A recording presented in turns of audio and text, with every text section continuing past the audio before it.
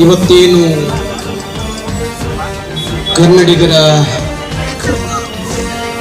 ಬದುಕಿನ ಪ್ರಶ್ನೆ ಆಗಿರುವಂತ, ಕನ್ನಡಿಗರ ಉದ್ಯೋಗದ ಪ್ರಶ್ನೆ ಆಗಿರುವಂತ, ಕನ್ನಡಿಗರ ಉಳಿವಿನ ಪ್ರಶ್ನೆ ಆಗಿರುವಂತ ಎಲ್ಲ ವಲಯಗಳಲ್ಲಿ ಕರ್ನಾಟಕದ ಮಕ್ಕಳಿಗೆ ಉದ್ಯೋಗ ಮೀಸಲಾತಿಯನ್ನ ಕೊಡಬೇಕು ಅಂತ ಹೇಳಿ ಸುಮಾರು 48 ವರ್ಷಗಳ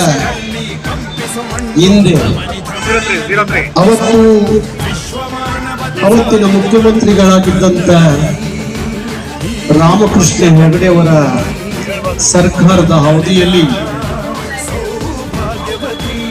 ಒಂದು ಸಮಿತಿಯನ್ನು ರಚನೆ ಮಾಡಿ ಕನ್ನಡಿಗರಿಗೆ ಯಾವ್ಯಾವ ಹಂತದಲ್ಲಿ